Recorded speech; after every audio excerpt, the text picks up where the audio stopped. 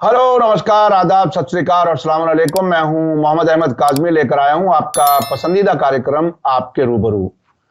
आप मुसलसल media star world पर मिडिल ईस्ट यानी वेस्ट एशिया की खबरें, खासतौर पर इसराइल और फिलिस्तीन की जंग की अपडेट हासिल कर रहे हैं। हमारी पूरी कोशिश है कि पूरी ईमानदारी से सभी पक्षों की तरफ से, सभी जराये की तरफ से जो आने वाली इंफॉर्मेशन है वो हम आप तक पहुंचाते रहें। एक 12:30 बजे दिन में लाइव आधा घंटे का प्रोग्राम, उसके अलावा किसी ना किसी एक एक्सपर्ट से बातचीत, और उसके अलावा शाम को 9 बजे या 9:30 बजे नजर दुनिया पर कार्यक्रम में हम पूरे पूरे इस घटनाक्रम को कवर करने की कोशिश कर रहे हैं। भारत में एक सवाल अक्सर पूछा जाता है और लोग उसके का जवाब भी जानना चाहते हैं, और वो सवाल यह है कि आखिर आरएसएस बीजेपी को इजराइल से इतनी मोहब्बत क्या है, आखिर उसकी वजह क्या है, कौन सी ऐसी बातें हैं, कौन से ऐसे रीजंस हैं जिसकी वजह से इनमें दोस्ती है। एक कुदरती उसूल है कि दो लोगों को एक साथ बैठे देखो तो उनमें कॉमन ग्राउंड्स क्या हैं, उनकी दोस्ती के वो समझने की कोशिश करो तो समझ में आ जाएगा कि ये दो लोग किस वजह से दोस्त हैं। तो भारत में आरएसएस का नजरिया और इजराइल में ज़ायनिज्म का नजरिया, ये आखिर क्यों एक दूसरे से जुड़े हुए हैं, जबकि एक तरफ जब हिटलर ने यहूदियों का कत्ल किया था उस वक्त आरएसएस हिटलर को पसंद करती थी और बाद में आरएसएस इजराइल को पसंद करती है। यानी शायद वो भी ऐसे ही बिहेव करते हैं कि कोई दोस्त या दुश्मन परमानेंट नहीं होता, लेकिन अभी तकरीबन पिछले 70 साल से ये दोस्त परमानेंट लगता है। इस पर बात करने के लिए मेरे साथ खास मेहमान है राम पुनियानी जी, जिनको आप अक्सर मुख्तलिफ चैनलों पर सुनते रहते हैं। बहुत ही बड़े थिंकर, राइटर, सोशल एक्टिविस्ट हैं और मेडिकल साइंस से शुरुआत करके इस वक्त उन्हें कुछ लोग हिस्टोरियन भी कहते हैं। हालांकि जब हम उन्हें हिस्टोरियन कहते हैं तो कहते हैं कि मैं हिस्ट्री का स्टूडेंट हूं, लेकिन इतनी क्लैरिटी है आपके विजन में, उनसे हम जानना चाहते हैं कि क्या कुछ है आरएसएस और ज़ायनिज्म के बीच में, क्या कुछ कॉमन है। राम पुनियानी जी। काज़मी भाई, पहले तो आपका बहुत शुक्रिया कि आपने ये इजराइल पैलेस्टीन से जो मसला चल रहा है उसके एक बहुत महत्वपूर्ण मुद्दे पर अपनी बात रखी है, क्योंकि ये एक मुद्दा है जो हमारे देश में देखने को मिल रहा है। और इसमें पहले कुछ मैं मज़ेदार बातों से चालू करता हूँ। एक चैनल के एंकर हैं, उन्होंने वो तो यहाँ तक गए कि ये जो यहूदी हैं ये हमारे यादव वही हैं, यादव ये वही यहूदी हैं। तो वहां से है। फिर कुछ दूसरे जो हिंदुत्व विचारधारा से जुड़े हुए लोग, उन्होंने गंगा आरती की और कुछ लोगों ने तैयारी बताई कि हम जाकर इजराइल की तरफ से वहां लड़ाई करेंगे। और इसी के साथ ज्यादातर जो हिंदुत्व के मानने वाले हैं, यानी आरएसएस से जुड़े हुए लोग हैं, वो ज्यादातर इजराइल के समर्थन में उतरे और उन्होंने कहा कि हम वी आर विथ इजराइल, ये उन्होंने पूरा इसके बारे में कहा। अब जहां तक इतिहास में मैं थोड़ा जानना चाहूंगा, ये तो अभी मजाक की भी थोड़ी बात हो गई और इनका एक रवैया क्लियर है कि आरएसएस के से जुड़ी हुई विचारधारा के जो लोग हैं वो इजराइल का पूरा पूरा साथ दे रहे हैं। अब इसमें थोड़ा हम इतिहास को देखते हैं तो 3-4 चीजें देखने को मिलेंगी। इनके जो इन विचारधारा के जो पितामह हैं विनायक दामोदर सावरकर, वो 1920 में लिखते हैं कि अगर पैलेस्टाइन में यहूदी राष्ट्र बन जाए तो मुझे बहुत खुशी होगी, मुझे उतनी खुशी होगी जितनी कि यहूदियों को होगी। ये 1920 में लिखते हैं। 1939 में आरएसएस के दूसरे सरसंघ चालक लिखते हैं कि यहूदियों को उनके राष्ट्र से भगाया गया, इसलिए पैलेस्टाइन के अंदर यहूदी राष्ट्र बनना चाहिए, इजराइल बनना चाहिए। ये इन दो महापुरुषों की, इनके जो महापुरुष हैं उनकी विचारधारा है।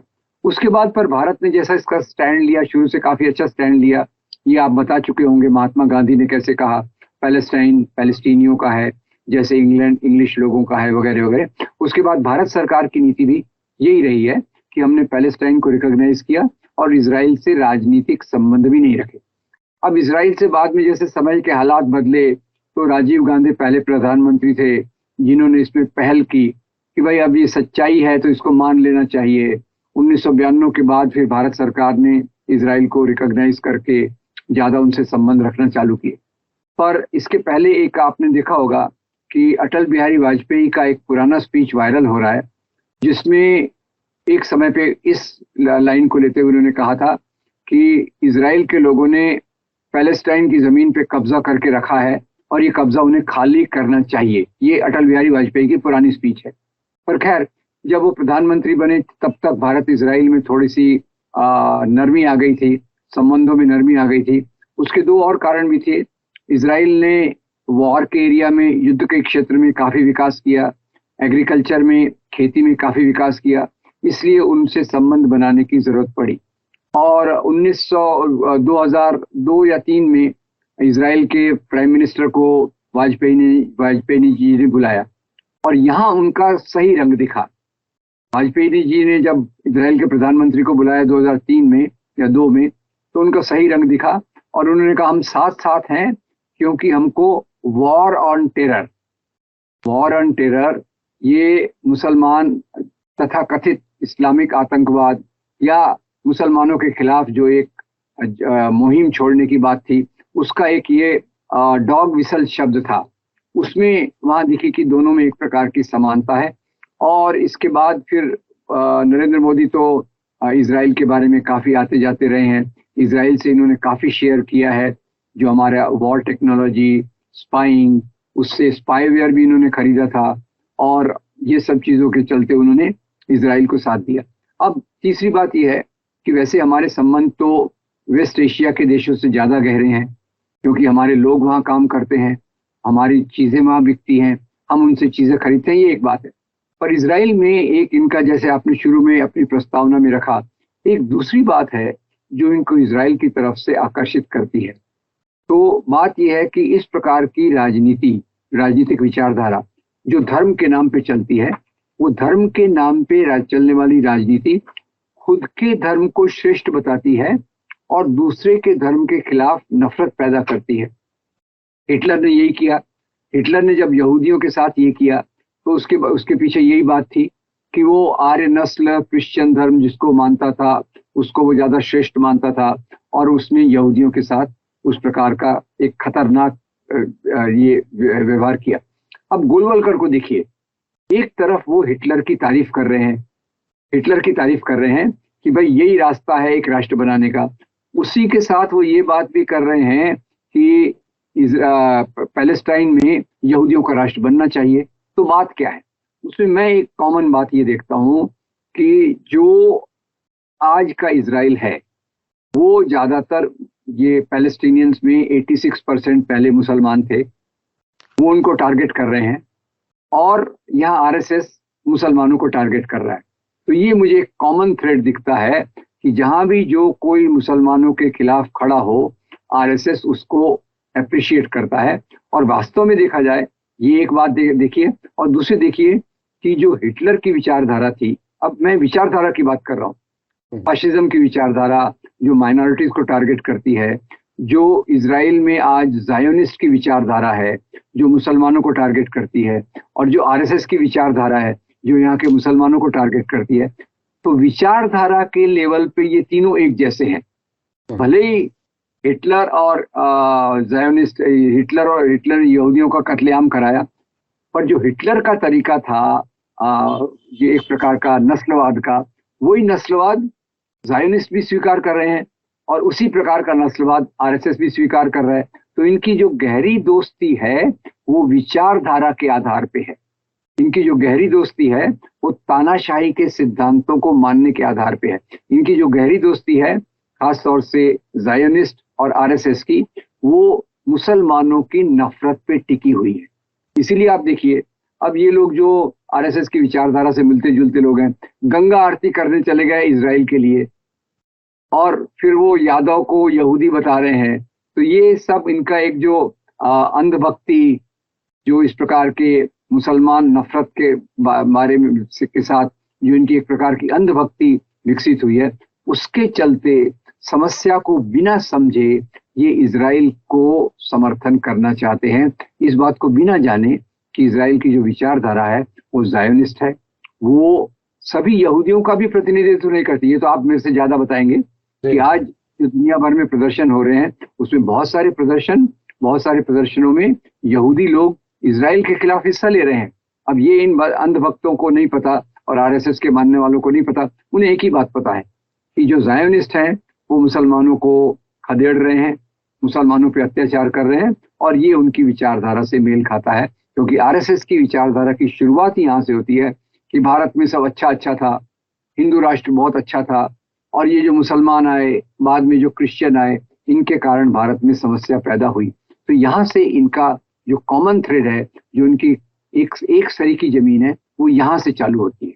और इसके सिवा तो बाकी तो मैंने जैसे बताया कि इन तीनों में वो जो समानताएं हैं वो वैचारिक समानताएं हैं, और उसका जो प्रैक्टिकल एक्सप्रेशन है, जो वास्तव में दिखता है, हिटलर यहूदियों को मार रहा है पर विचारधारा वही है जो जायोनिस्ट लेते हैं, जायोनिस्ट मुसलमानों को मार रहे हैं, विचारधारा वही है जो हिटलर की है। जो हिटलर ने यहूदियों के साथ किया, यहूदी वही चीज मुसलमानों के साथ कर रहे हैं, और ये मुसलमानों के साथ होता हुआ देख के आरएसएस की विचारधारा के लोगों को बहुत एक प्रकार से अंदर से सुकून मिलता है कि ये ही है दुनिया की समस्या और इजराइल इसके लिए काम कर रहा है।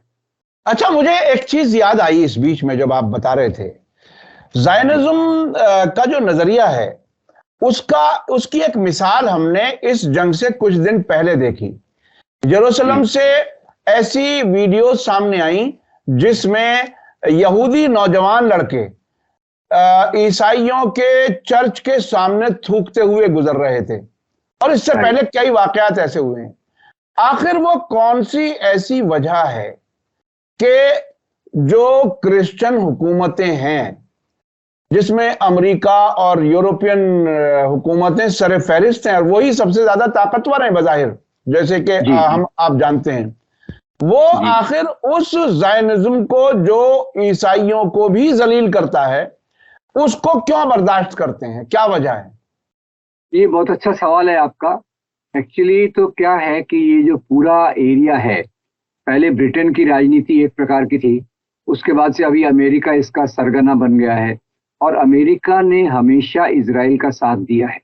अब यहाँ मजहब का मामला नहीं आता, यहाँ मामला आता है कि वेस्ट एशिया में अमेरिका को एक ऐसा अपना दोस्त चाहिए जो वहाँ के तेल के क्षेत्रों पर नियंत्रण करने के लिए, कंट्रोल करने के लिए अमेरिका का साथ दे। तो कई बार मैं ऐसा सोचता था कि इस क्षेत्र में अपना एक चौकीदार बिठाने के लिए अमेरिका को इजराइल की जरूरत है। तो यहाँ धर्म का मामला नहीं है। वास्तव में देखा जाए तो काजी भाई, धर्म तो इनके लिए कवर है, एक उपयोग की चीज है, कोई दिल से मानने वाली तो चीज है नहीं। नहीं तो धर्म तो हमको मोहब्बत सिखाता है, और ये जो ऊपरी चीजें हैं, ये राजनीति आगे रहती है, धर्म का मामला पीछे रहता है। अब अमेरिका के लोग ये नहीं देखने वाले कि भारत में क्रिश्चियंस का नरसंहार हो रहा है तो इसलिए भारत के कान पकड़े जाएं।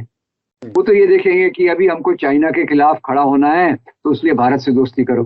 तो यानी वहाँ के मेजॉरिटी क्रिश्चियन लोग हैं, पर वो अपना राजनीतिक स्वार्थ और जो दुनियावी उनकी राजनीति है उसको पहले देखेंगे, और बाकी चीजें बाद में आती है। तो जैसे आपने कहा कि चर्च के सामने वो थूकते हुए जा रहे थे, उससे अमेरिका को कोई फर्क नहीं पड़ता। जहां तक अमेरिका उस क्षेत्र में अपना दबदबा बनाए रख सके, अरब देशों पर अपना एक नियंत्रण रख सके ताकि उसकी तेल की राजनीति में कोई रुकावट ना आए, वहां तक अमेरिका को कोई प्रॉब्लम नहीं है। अच्छा, आप ये बताइए कि 7 अक्टूबर को जब ये खबर आई कि हमास ने इतनी बड़ी कार्रवाई कर दी कि एयर ग्लाइडर से लड़के आकर के कूद करके दूसरी तरफ आ गए और बहुत बड़ा एक ऑपरेशन किया, आपको पहली खबर मिलते ही आपको कैसा लगा? कि आपको उम्मीद थी कि ऐसा कुछ हो सकता है? नहीं, मुझे भी उम्मीद नहीं थी। वैसे उसमें मुझे आश्चर्य लगा कि इजराइल, जिसका इंटेलिजेंस इतना पावरफुल है, यानी आज तो दुनिया भर को इंटेलिजेंस की ट्रेनिंग वही देता रहता है। इंडिया के भी जो बड़े बड़े हमारे जासूस हैं वहीं जाके ट्रेनिंग लेके आते हैं उनके साथ, और तो और इवन जो ये हमारे स्पाईवेयर टाइप सॉफ्टवेयर भी वही बनते हैं।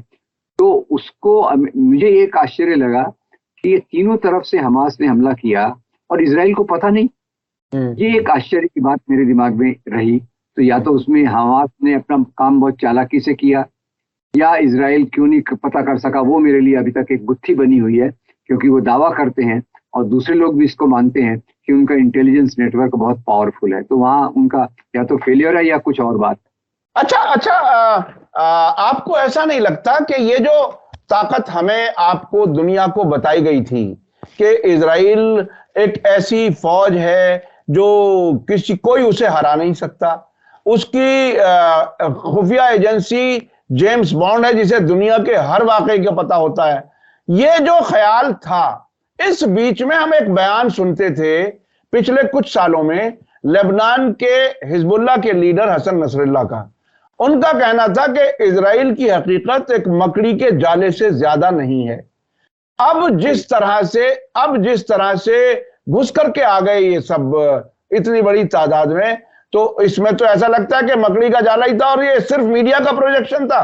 क्या मीडिया इतना बड़ा कमाल नहीं कर सकता? जैसे हमने कोरोना के जमाने में देखा कि एक झूठ बात को पूरी दुनिया में बोला गया, आज तक लोग डरे हुए मास्क लगा रहे हैं।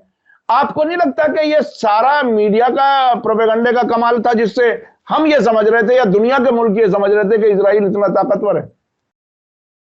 मैं इस बात को मानता हूं कि शुरू में जो इजराइल की सफलता मिली, जो उसने अचानक ज्यादा से ज्यादा जमीन पर कब्जा किया, उसके पीछे तो पूरा अमेरिकन हथियार और अमेरिकन चीजों का सपोर्ट था, ब्रिटिश का फौज था। पर उनकी आखिरी वास्तव में उनका इंटेलिजेंस इतना पावरफुल नहीं है, ये बात अभी क्लियर हो गई। और वास्तव में उनकी ताकत उतनी नहीं है, ये भी क्लियर हो गई। क्योंकि अमेरिका जो इजराइल को एडवाइस दे रहा है कि तुम लैंड वॉर में मत उतरो, क्योंकि अमेरिका को जानता है कि लैंड वॉर में इजराइल फंस जाएगा और उससे वो बाहर नहीं निकल सकेगा, उसको पीछे हटना पड़ेगा। तो ये बात तो, इस बात से मुझे भी क्लियर हो गया कि ये जो मीडिया ने एक बहुत बड़ी चीज खड़ी की थी। और ये मीडिया भी देखिए, यहाँ मुझे लगता है यहाँ भी आज दुनिया में सबसे पावरफुल जो मीडिया है वो अमेरिकन मीडिया है। दुनिया का ज्यादा मीडिया, अभी कुछ कुछ और आगे हैं, अल जजीरा और थोड़ा बीबीसी वगैरह है, पर ज्यादातर डोमिनेट जो करता है वो अमेरिकन मीडिया करता है और दुनिया का बहुत लोग उसको फॉलो करते हैं। तो अमेरिका के इंटरेस्ट में था इजराइल की पावर को ज्यादा बताना, क्योंकि इजराइल उसका हम सफर, हम दोस्त प्रकार सरीका एलाय करके चल रहा था, इसलिए उसका एक प्रोजेक्शन किया गया। अभी ये बात क्लियर हो गई कि इसमें कोई सच्चाई नहीं है। अच्छा, मीडिया का कमाल, मैं एक तजर्बा अपने कुछ दर्शकों के साथ शेयर करता चलूं। मीडिया का कमाल यह होता है कि जब हमने 1990 की जंग में देखा बगदाद पर कारपेट बॉम्बिंग सीएनएन के जरिए, वो बिल्कुल शुरुआत थी। यहां भारत में जो एक खास किस्म के एंटीने लगने शुरू हुए थे, उसके कुछ साल के बाद सीएनएन के फाउंडर एडिटर एड टर्नर और वॉशिंगटन पोस्ट के एडिटर दिल्ली थे और उनके साथ एक मीडिया वर्कशॉप में इत्तेफाक से मुझे भी किसी ने बुला लिया था। तो मैंने उनसे एक सवाल किया कि आपकी कवरेज बहुत अच्छी थी और बेडरूम तक पहुंच रही थी जो कुछ आप कारपेट बॉम्बिंग कर रहे थे, लेकिन आप एक बात बताइए ईमानदारी से कि जंग खत्म होने के बाद जब यूएनओ ने पाबंदियां लगाई इराक पर, उसकी आपने कितनी कवरेज की? तो वो उस सवाल से बिल्कुल फरार होने की कोशिश की, क्योंकि वो और मैंने खुद 2003 की जंग इराक वार मैंने खुद बगदाद में देखी है।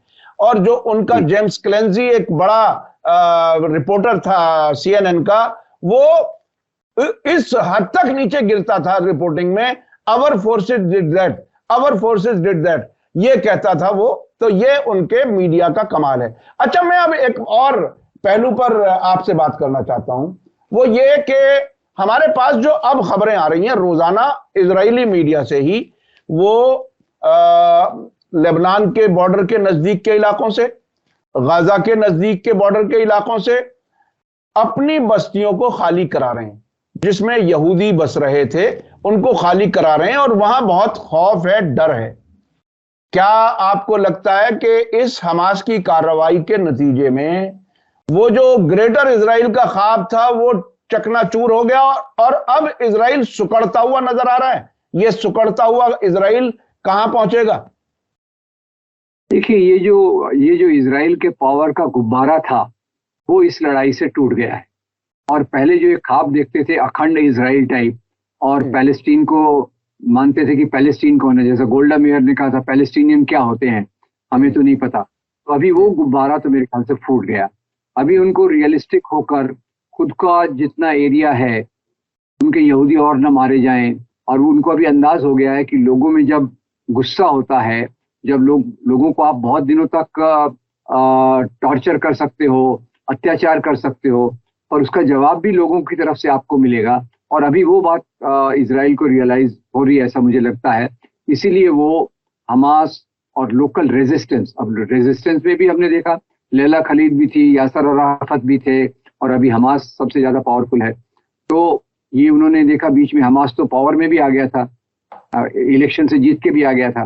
तो ये इन सब चीजों को देखते हुए इजराइल को अपनी औकात समझ में आ रही है, और विदेशी ताकतों की मदद से वो बहुत ज्यादा अपने को एक्सपांड नहीं कर सकेगा। और अखंड इजराइल का उसका जो सपना है कि पैलेस्टीनियंस को हम भगा देंगे और खुद यहाँ पूरा राज कर लेंगे, वो मेरे ख्याल से उसकी वास्तविक जमीनी हकीकत अभी उसके दिमाग में जाएगी, और वो उतना ज्यादा जिस प्रकार से अपनी छाती को फुलाता था वो अभी मेरे ख्याल से नहीं कर पाएगा। अच्छा, आपने इसी एक जवाब में एक बात कही कि जो इजराइल का अपना एरिया है वहां तक जाए।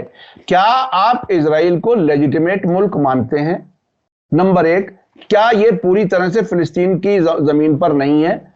ये एक दो नजरिए हैं। एक तो ईरान का नजरिया है जो कहता है कि पूरा इजराइल इलेजिटिमेट है, फिलिस्तीन की जमीन पर है। एक नजरिया यह है कि 1967 की वॉर में जो और एरिया उसने कब्जे में लिया वो गैर कानूनी है, बाकी वो इजराइल ठीक है। तो क्या आपकी अपनी क्या राय है? आप क्या सोचते हैं, इजराइल वाकई एक ऐसी हकीकत है जो लेजिटिमेट है? क्या पूरा इलाका इजराइल जो है वो गैर कानूनी है या कुछ हिस्सा गैर कानूनी है? देखिए, अगर मॉरल नैतिक आधार पे देखा जाए तो जो बेलफर डिक्लेरेशन था इंग्लैंड का, वो पूरा बदमाशी से भरा हुआ था। और आर्थर कोस्लर जो यहूदी थे, उन्होंने भी बताया इससे खराब डॉक्यूमेंट दुनिया में कोई नहीं हुआ।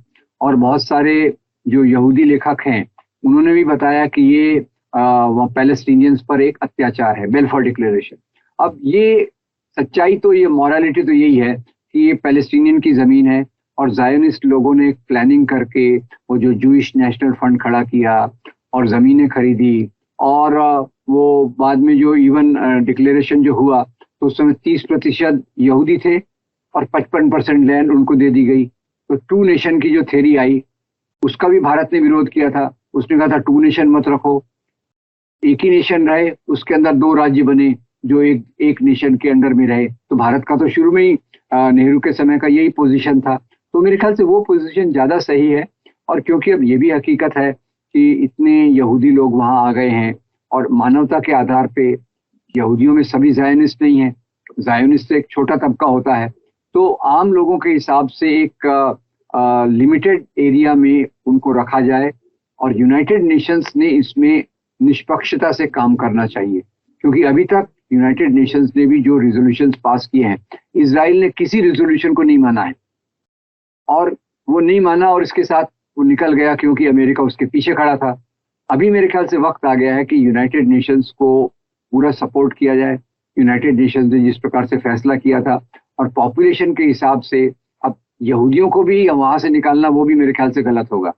पर हाँ, उन्होंने जो दादागिरी से ज्यादा लैंड अख्तियार की है, या जो पूरे पहले के डिक्लेरेशन थी उनकी पॉपुलेशन से ज्यादा उनको जमीन दे दी गई, वो भी गलत है। तो ये कुछ गलतियों को दुरुस्त करके, क्योंकि शांति तभी हो सकती है जब न्याय हो, और न्याय की बात यही है कि वहां पैलेस्टीनियंस का पहला अधिकार है, उनकी बहुत सारी जमीन को छीना गया है, उनकी पॉपुलेशन ज्यादा थी। उस समय उनकी जो पॉपुलेशन थी वो 55% थी, उनको जो जमीन दी गई वो 45% के करीब थी। तो वो सब अन्याय। अब ये बात तो भी हमको हकीकत मानना है कि अगर यहूदी वहां इतने 50, 60 साल, 70 साल से रह रहे हैं तो उनको भी वहां से भगाना उचित नहीं है। तो ये तो वही सायोनिस्ट पॉलिसी हो जाएगी। तो उनको भी स्वीकार कर लेना चाहिए, पैलेस्टाइन को तो स्वीकार करना ही चाहिए, क्योंकि ये तो शुरू से उनकी जमीन है। और दो नेशन के बदले एक राज्य और दो उसके स्टेट्स, इस प्रकार की कोई नीति हो तो वो शायद नैतिक तौर से वो ज्यादा बेहतर होगी, और तभी मेरे ख्याल से वहां शांति, परमानेंट शांति लाई जा सकेगी। अच्छा, आपने यूनाइटेड नेशन का जिक्र किया। अभी 2 दिन पहले यूनाइटेड नेशन के सेक्रेटरी जनरल एंटोनियो गुटेरेस ने यह बयान दिया कि हमास का बयान कोई शून्य में नहीं हुआ, वैक्यूम में नहीं हुआ। यानी उन्होंने उस हमले को सही इस तरह से बता दिया कि जो उन पर जुल्म हो रहा था उसके नतीजे में हुआ। अब उस पर रिएक्ट करते हुए इजराइल की तरफ से एंटोनियो गुटेरेस के इस्तीफे की मांग की जा रही है और यूनाइटेड नेशन के अफसरों को वीजा नहीं दी जा रही इजराइल की, उस पर भी रोक लगा दी है। तो क्या कभी इजराइल ने यूनाइटेड नेशन की कोई बात कभी सुनी है? सही बात कह रहे हैं आप। मैं थोड़ा उस पर पहले ऐड कर दूं। यूनाइटेड नेशंस के सेक्रेटरी जनरल ने कहा, और आज नोम चॉम्स्की का एक बहुत सुंदर पैराग्राफ आ रहा है कि उन्होंने मेरी जमीन हिसका ली, मेरे झाड़ों को ले लिया, बर्बाद कर दिया, मेरी खेती को ले लिया, मुझे भूखा रखा, मेरे घर में बीमारियां हुई, तो आखिर में मैंने एक रॉकेट छोड़ दिया। ये यानी हमास की तरफ से नोम चॉम्स्की लिख रहे हैं। ये भी वही बात कर रहे हैं कि आप इतना अन्याय अत्याचार करेंगे तो उसकी प्रतिक्रिया तो आना स्वाभाविक है। और जो बीच के रास्ते वाले थे यासर अराफत, उनकी भी बात नहीं मानी गई, ऑस्लो अकॉर्ड को भी न्यूट्रलाइज कर दिया गया। और सबसे बड़ी बात मैं वही कह रहा था कि यूनाइटेड नेशंस को इजराइल नहीं मानता, और आज दुनिया की ताकतों का ये फर्ज है कि यूनाइटेड नेशंस के रिजोल्यूशंस को इजराइल को मानने पर मजबूर करना चाहिए। इजराइल क्यों नहीं मानता? इजराइल इसलिए नहीं मानता कि उसको पता है अमेरिका मेरे साथ है। तो आखिर में फिर ले देकर अमेरिका पे ही आ जाता है। अमेरिका क्योंकि एक तरफ से वो इजराइल में इस प्रकार से सपोर्ट करता है, दूसरी तरफ से यूनाइटेड नेशंस के रिजोल्यूशंस को मानता नहीं है, तो भी इजराइल के साथ खड़ा है। तो मुझे तो आज लगता है कि एक मानवता के हिसाब से, ह्यूमन राइट्स के हिसाब से पूरी दुनिया में यूनाइटेड नेशंस की बात सुनी जानी चाहिए, और उसमें अमेरिका की दादागिरी कैसे कम की जाए। अगर अमेरिका की दादागिरी को कम कर सकते हैं तो यूनाइटेड नेशंस मजबूत होगा। मेरा ये सरल समझ है। जैसे से अमेरिका पहले रशिया का जैसे पावर कम हुआ, बाइपोलर वर्ल्ड से यूनिपोलर वर्ल्ड हो गया, तो अमेरिका ने यूनाइटेड नेशंस की बात सुनने से बिल्कुल मना कर दिया, और वो खुद की दादागिरी से वेस्ट एशिया में उसने जो किया, जो आतंकवाद खड़ा किया, और जो फिर अफगानिस्तान पे हमला किया, इराक पे हमला किया, वो भी तो यूनाइटेड नेशंस को नहीं मानता। तो इजराइल तो सैटेलाइट है ना। जी जी। अच्छा, मैं एक और सवाल की तरफ आता हूं। अब जिस तरह से अब तक यासर अराफात का आपने जिक्र किया, यासर अराफात वो लीडर थे फिलिस्तीन के जिनको वेस्टर्न मीडिया ने प्रोजेक्ट किया एज ए लीडर, और उनके जरिए उनके साथ बातचीत करा करके फोटो खूब छपे दुनिया में अमेरिका के मीडिएशन से, यह जाहिर करने के लिए कि इजराइल अमन पसंद मुल्क है, यानी बातचीत में शामिल है। लेकिन उस बातचीत के नतीजे में कोई 1 इंच जमीन वापस नहीं मिली फिलिस्तीन को। दूसरी तरफ अब के जो मौजूदा उनके सक्सेसर हैं, जानशीन हैं, महमूद अब्बास, वो इजराइल के बिल्कुल खुले एजेंट के तौर पर फिलिस्तीनियों की नजर में है, चूंकि उनके साथ इजराइल की सिक्योरिटी एग्रीमेंट है, और उस सिक्योरिटी एग्रीमेंट में फिलिस्तीनी जो रेजिस्टेंस वाले लोग हैं, जिन्हें ये उम्मीद है कि इजराइल अमन के साथ हमें कुछ नहीं देगा, वो जो हथियार के साथ खड़े हैं, उनको गिरफ्तार कराने का काम महमूद अब्बास के जरिए कराया जाता है। यानी रेजिस्टेंस को कमजोर करने का, तोड़ने का काम भी महमूद अब्बास करते हैं। इस वक्त अब आपको क्या लगता है कि ये महमूद अब्बास जैसे लोग फिलिस्तीन की नुमाइंदगी करते हैं, या हमास और जिहाद इस्लामी जैसे लोग? देखिए, एक तो बात सही है कि हिंसा जब की जाए तो वर्ल्ड ओपिनियन काफी उसके खिलाफ हो जाती है। और मैं यासर अराफत का एक ही बात को अप्रिशिएट करता हूं कि उन्होंने कोशिश की कि शांति का रास्ता अपनाया जाए। और ये भी बात को मैं स्वीकार करता हूं कि जैसे भारत में गांधी के नेतृत्व में हम अहिंसा के रास्ते से चल सके, वैसी शायद संभावना वेस्ट एशिया में नहीं है, क्योंकि वहाँ जो वेस्टर्न पावर्स हैं, उनका जो डोमिनेशन है, उनका वर्चस्व है, वो बहुत ही मजबूत है। तो ये तो बहुत एक पेचीदा सवाल है जिसका जवाब देना थोड़ा मुश्किल है।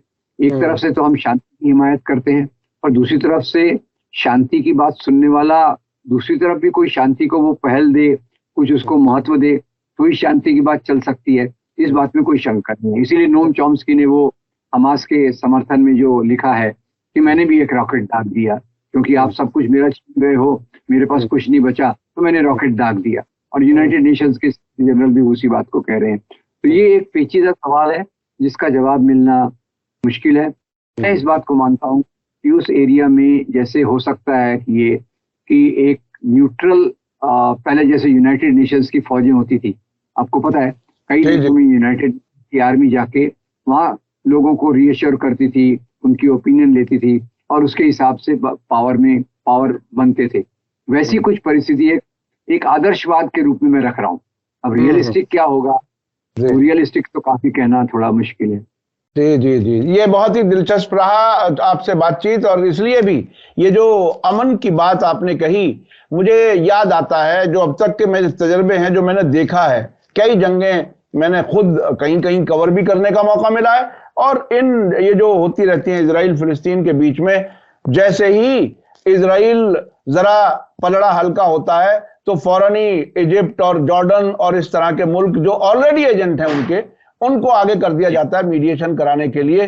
लेकिन अभी ऐसा लग रहा है कि मीडिएशन का मामला अभी कुछ बन नहीं रहा है सीज फायर का, चूंकि इजराइल को बहुत गुस्सा है और दूसरी तरफ भी तैयारी बहुत लग रही है। आज जब हमारी आपकी बात हो रही है, वो आज हिजबुल्लाह के लीडर हसन नसरुल्लाह के साथ हमास के और जिहाद इस्लामी के लोगों की मुलाकातें हुई हैं बेरूत में। आगे आने वाला वक्त क्या होगा नहीं मालूम, लेकिन ये पूरा इलाका एक तरह से बारूद के ढेर पर बैठा हुआ है। बहुत बहुत शुक्रिया, बहुत बहुत शुक्रिया राम पुनियानी जी।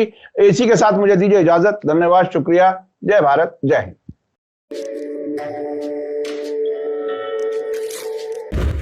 मीडिया स्टार वर्ल्ड के और वीडियो देखने के लिए हमारे चैनल को सब्सक्राइब करें और सीधे नोटिफिकेशन पाने के लिए बेल आइकन दबाएं। और अगर हमारी खबर सच्ची और अच्छी लगे तो अपने व्हाट्सएप, इंस्टाग्राम, फेसबुक और ट्विटर अकाउंट पर जरूर शेयर करें।